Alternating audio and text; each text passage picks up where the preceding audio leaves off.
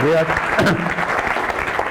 Bom dia a todos, eu sou neurologista e lido com problemas do comportamento, em geral em crianças e adolescentes, mas desta vez decidi fazer algo absolutamente atrevido, ousado, fora daquilo que é o meu campo, mas penso que move a mente. E o que é que move a mente, sobretudo os homens, mais de qualquer outra coisa, o sexo. E, portanto, ver um neurologista a falar de sexo, que é uma coisa estranhíssima, mas é o meu tema, é atrevido, desafiante, depois, no fim, enfim, penso que me perdoarão as morenas. Porquê que os homens preferem as louras? Ora bem, eu parto de um princípio como neurologista que é básico. O nosso cérebro comporta-se através de ligações químicas, físicas, de leis que são completamente irrevogáveis.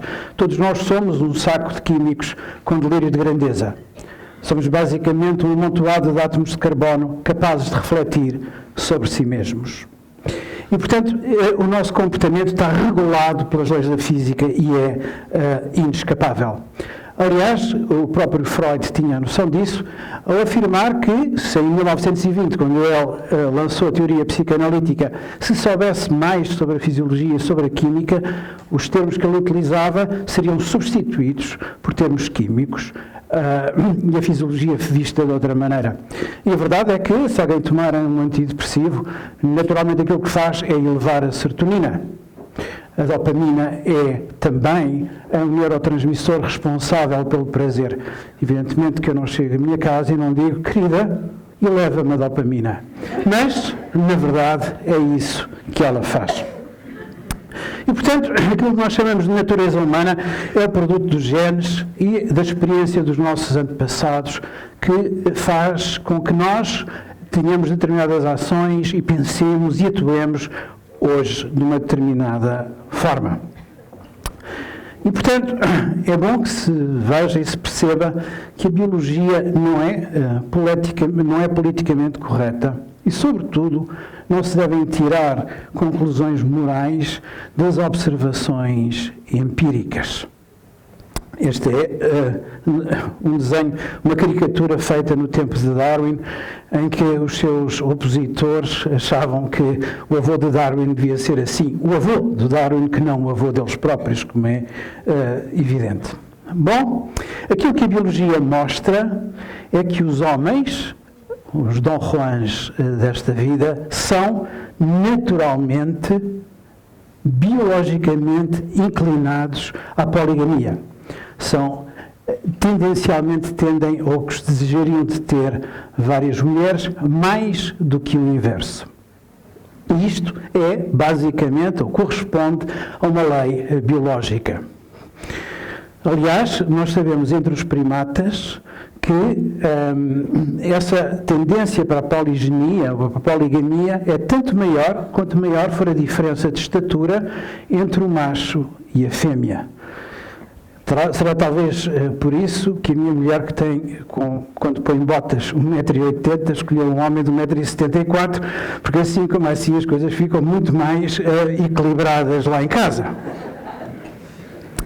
Ora bem, muito daquilo que eu vou falar hoje está escrito num livro interessantíssimo e muito divertido chamado Why Beautiful People Have More Daughters.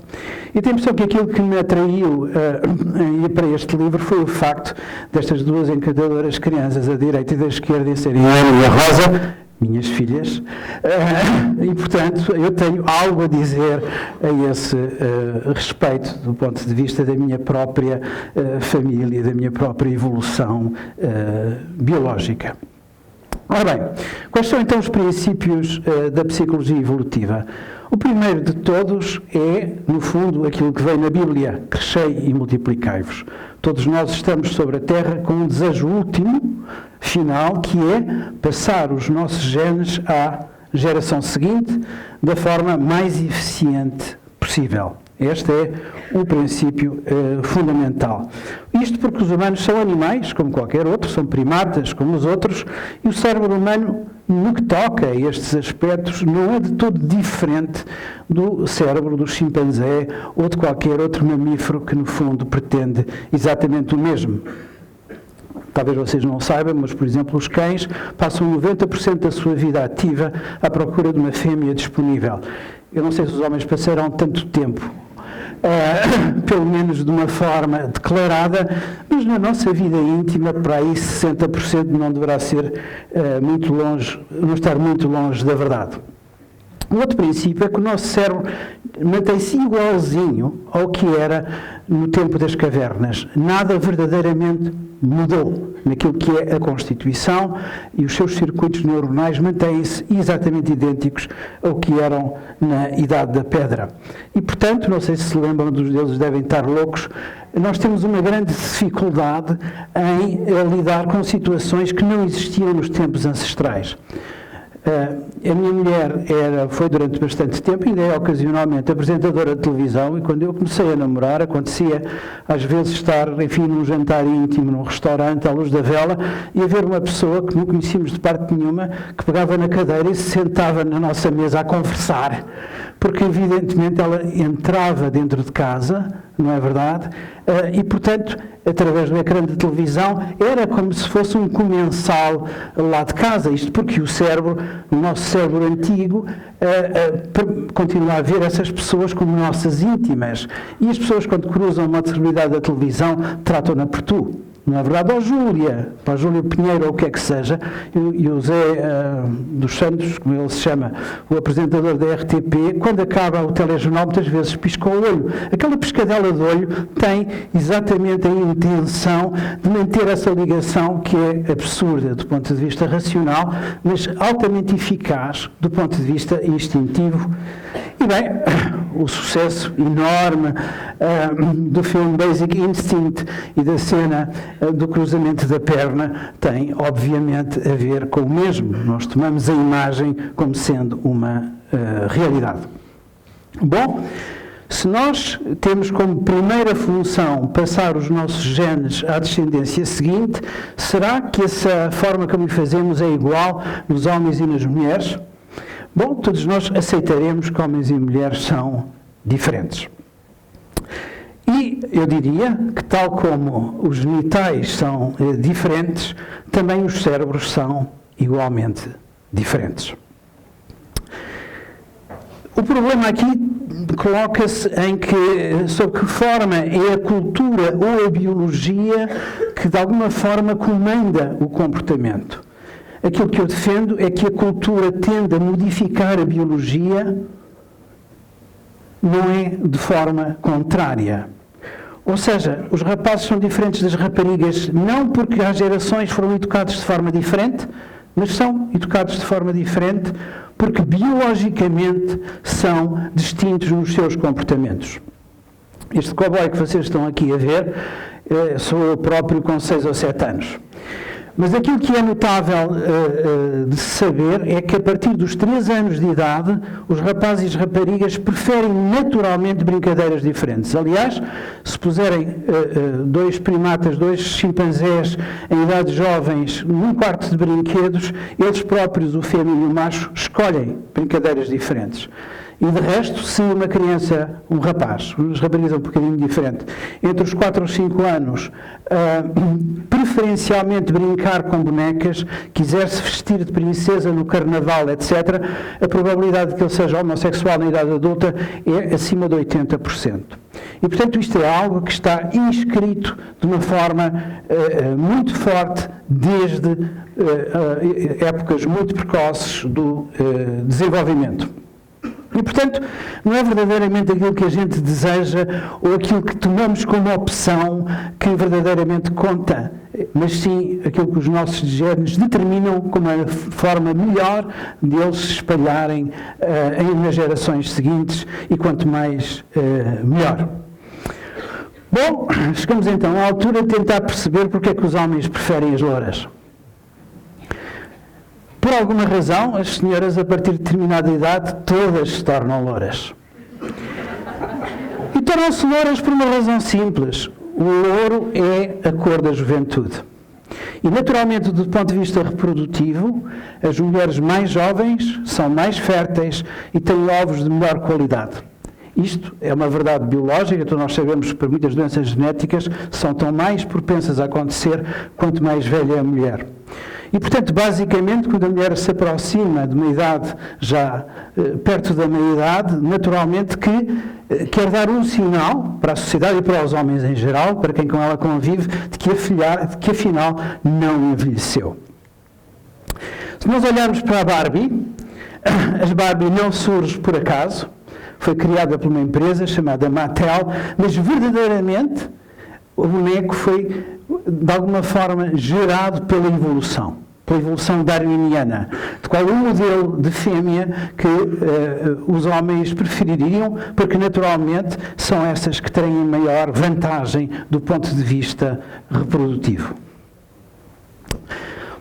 Porque será que os homens velhos preferem as mulheres novas e as mulheres novas preferem homens mais velhos? Ora bem, eu penso novamente que a razão se prende com dois factos simples. O homem é sempre capaz de produzir um número infinito de espermatozoides, enquanto que a mulher tem um número finito de ovos. E assim sendo, aquilo que a mulher pretende é que o macho seja capaz de proteger a cria, não é verdade? De a garantir segurança até que essa cria atinja a independência e a idade adulta. Um homem mais velho, com mais poder, ou com mais poder financeiro, com mais estabilidade, naturalmente lhe garante, de alguma maneira, a passagem da cria da infância até a idade adulta em segurança. O homem, pelo contrário, prefere a mulher que seja saudável e que, portanto, lhe possa transmitir os seus genes de uma forma mais fértil, se quiserem. E juventude é, naturalmente, fertilidade. Já dizia, não sei se lembram, penso que lembram de Henry Kissinger, digamos, o ministro dos Negócios Estrangeiros de Nixon, e que organizou o encontro entre Nixon e o presidente chinês. E o presidente chinês disse: como é que é possível que um homem tão feio tenha tantas namoradas? O que o Henry Kissinger respondeu com aquele sotaque alemão: Power is the greatest aphrodisiac. E de alguma forma, naturalmente, que ele tem razão. Para um homem o poder é afrodisíaco, para a mulher seguramente não é tanto, no sentido em que as mulheres são atraídas por homens com poder, já os homens não são particularmente atraídos com mulheres com poder.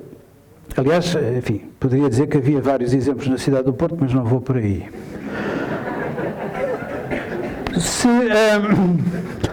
E, portanto, parte-se do princípio que o sucesso reprodutivo é igualmente importante para homens e mulheres. Cada criança é mais importante para a mulher. Porquê? Porque a mulher tem um número finito, naturalmente, de reproduções possíveis. Não é verdade? Enquanto, obviamente, o Sheik das Arábias pode ter centenas de filhos, se assim o entender. E, portanto, é bom que saiba, do ponto de vista estatístico, o que é que confirma isto. Ter filhos rapazes reduz os divórcios, porque o homem naturalmente transmite ao seu filho o poder, o dinheiro, etc. O anel de noivado não serve rigorosamente para nada e é caríssimo, mas é exatamente na relação entre o preço e a inutilidade que o homem demonstra à mulher que a quer não para vantagem própria. Porque, evidentemente, que se lhe desse um carro de sport, havia alguma possibilidade de ser ele a meter-se nele. E é isso que elas não querem. Por alguma razão, os homens não se querem bonitos. Os maridos não se querem bonitos, por razões evidentes que diminuem a competição. É engraçado que os ricos e poderosos têm mais rapazes, porque naturalmente eram os rapazes que eles transmitiriam o poder, o dinheiro, etc., enquanto os homens bonitos têm mais filhas, porque o bonito é um traço mais importante de passar às filhas do que de passar aos homens.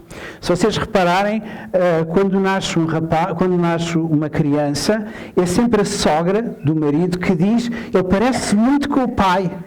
E porquê? Porque, como dizem os franceses, a maternidade é uma questão de facto, a paternidade é uma questão de opinião. E assim sendo, aquilo que as sogras fazem é garantir ao pai que efetivamente é dele e que, portanto, que permaneça junto da criança. é evidente neste quadro que a senhora que está ao lado da mãe com o bebê é a mãe da mãe, não é seguramente a mãe do pai. E por alguma razão será assim. Uma palavra sobre o mito da crise da meia-idade. Eu que estou nela, não estou na crise, mas na meia-idade, e vou estar na meia-idade até morrer, com qualquer idade que seja. Acho interessante, porque esta senhora escreveu um livro chamado Como Manter o Seu Casamento. E ela deve saber da coisa, porque não é exatamente bonita. Mas aquilo que eu diria que é muito interessante é qual é o mito da crise da meia-idade. Os homens chegam a uma determinada altura e entram na crise da meia-idade. Mentira! A crise da meia-idade do homem é a crise da meia-idade das mulheres deles. Não existe crise da meia-idade quando um homem de 40 ou 50 anos tem uma mulher de 20. O problema não se coloca aqui. O problema coloca-se quando a mulher fica perto da menopausa. Nessa circunstância, do ponto de vista reprodutivo, passa a ser irrelevante. E, portanto, é inteiramente natural que um homem, um macho, que se mantenha fértil, vá procurar uma companheira que seja ela fértil também. E, portanto, é esse o problema verdadeiro dos homens da meia-idade. Aliás, um homem... não interessa. Um homem não descapotável, não se quer mostrar novo, quer-se mostrar com poder e dinheiro. É uma coisa radical. Porque os homens novos não têm descapotáveis, porque ainda não tiveram dinheiro para tal. E, portanto, eu diria que a vida, de facto, não é politicamente correta, e é esse o meu desafio. Já dizia Bernard Schock, quem não sabe ensina e quem sabe faz. Acontece que este sou eu e a minha mulher e a nossa filha Rosa, que é de facto uma beleza e, portanto, eu sei do que falo. Para todos um beijinho. Obrigado.